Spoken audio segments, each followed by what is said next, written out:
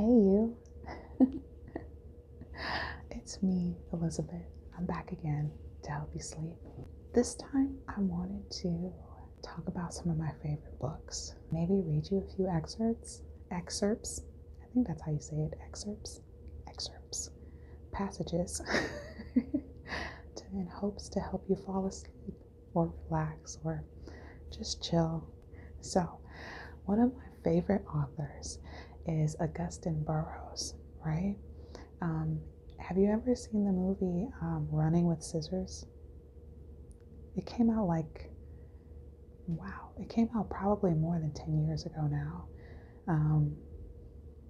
Anyway, it was a good movie, and it was based on a book about his life, right? And he has come out with lots of different books. There's A Wolf at the Table, Dry, a lot of different ones, but the one that I really do like is called You Better Not Cry.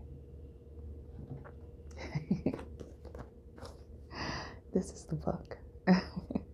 I got it years ago. And you know what's interesting? I actually saved the receipt from when I purchased it. And I was looking at the receipt.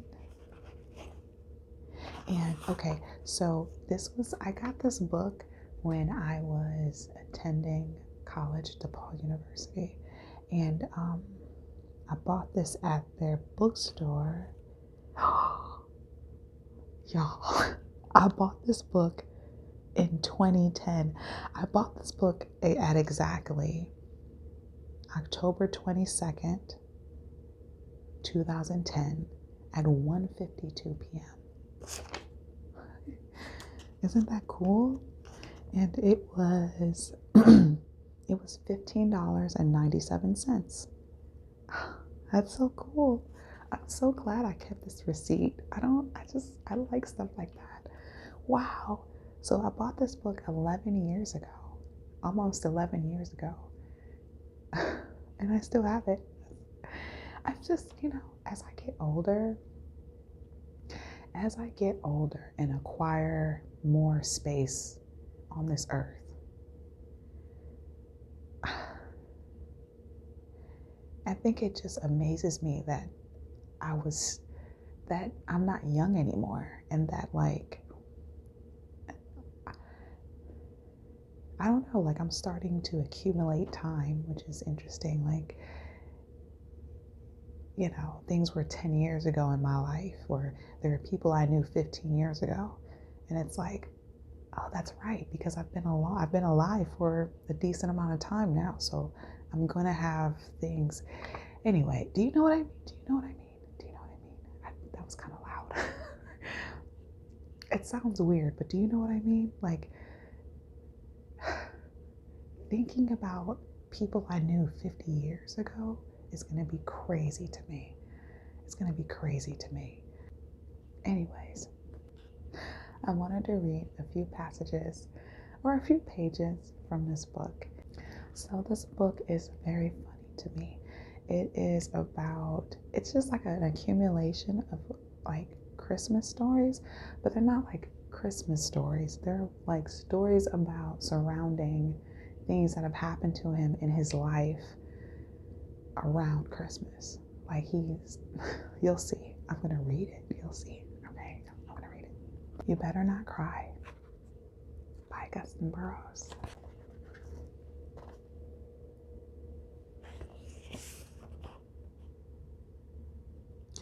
It's not that I was an outright nitwit of a child. It's that the things even a nitwit could do with simple or no instructions often confused me. Simple, everyday sorts of things tripped me up. Stacking metal chairs, for example. Everybody in class just seemed to know exactly how to fold the seat up into the back and then nest them all together like Pringles potato chips. I sat on the floor for 10 minutes with one of those things as if somebody had told me to just stare at it. Concentrate hard, Augusten. Try and turn it into an eggplant with your mind. You can do it. The other children appeared to be born with some sort of innate knowledge, as though the action of folding and stacking child-sized metal school chairs was genetically encoded within each of them, like fingernails or a colon. I seem to lack the ability to comprehend the obvious. From the very beginning, there had been warning signs.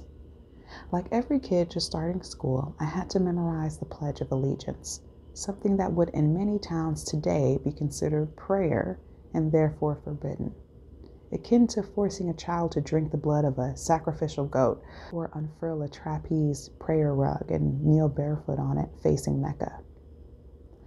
While I managed to learn the words, memorizing isn't the same as understanding.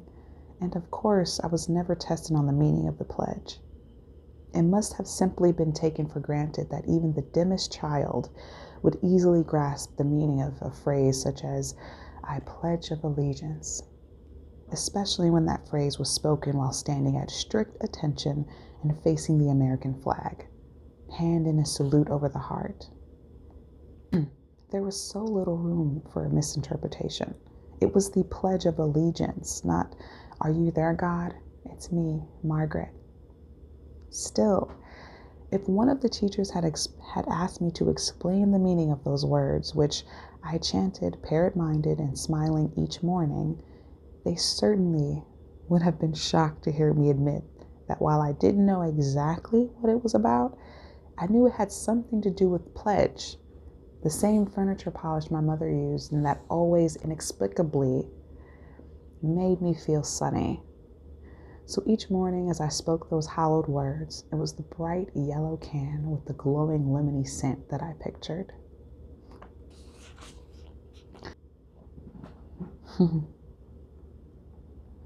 It was another more profound misunderstanding that caused so much trouble. As a young child, I had Santa and Jesus all mixed up. I could identify Coke or Pepsi with just one sip, but I could not tell you for sure why they strapped Santa to a cross. Had he missed a house? Had a good little girl somewhere in the world not received the doll he promised her and making the father angry? My confusion may have stemmed from the fact that I was being raised without religion, except for a brief and entirely baffling period of Sunday school. But I certainly never detected any theological undertones in my Sunday school sessions. Mostly it was just a dank, gloomy day spent in the basement of a Unitarian church where we were expected to play with the old toys made out of metal, little figures like a nurse in a white uniform, a policeman, a child, a mother holding a skillet. The rest of the world had long ago moved on to plastic action figures, the newest ones with the articulating arms and legs. Many were even holding guns.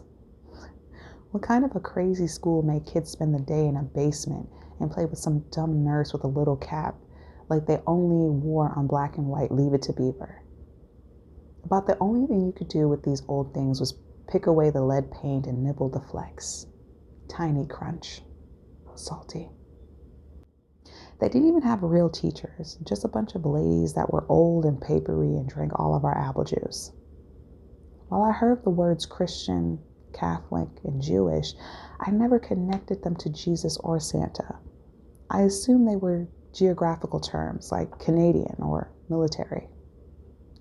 Everything I knew of God and Jesus, along with Santa for that matter, I knew from television. And this just confused the issue further because both Santa and Jesus appeared in continuous rotation on television at the same time each year. And both of them were pushing Christmas. Just after Thanksgiving, it would begin. The parade of holiday specials. There was Rudolph the Red-Nosed Reindeer and Davy and Goliath's Christmas Lost and Found, where they lived in what appeared to be a congregated steel unit. I love dogs, but I despise that preachy do-gooder of a Kirk, Goliath. Always Davy's killjoy. "Come on, Goliath, let's go grab a little girl by her ponytail and make her eat yellow snow." "Gee, Davy, I'm not sure we should be doing that. That doesn't sound sanitary. And cleanliness, Davy, is next to godliness." I swear if I were Davy, I would have fed that thing to a bowl of warm mayonnaise and nails. After Davy and Goliath, it was on to the Grinch or Charlie Brown before moving along to the three wise men.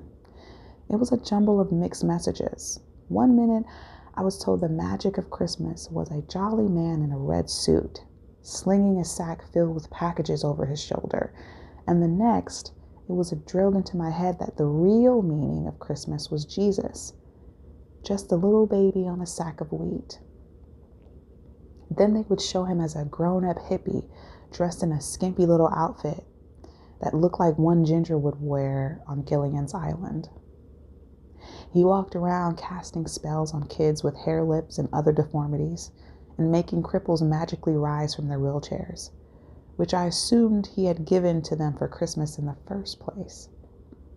So while it was Santa during prime time, those shadowy, almost, but not quite hours before were often given to Jesus. But in both, December 25th was the big day. Even I knew that much. What I didn't know was why you might see Jesus in front of one house, even a whole barn scene with the wheat and everything, but then the next house might have a sleigh and a reindeer and then Santa himself on the roof.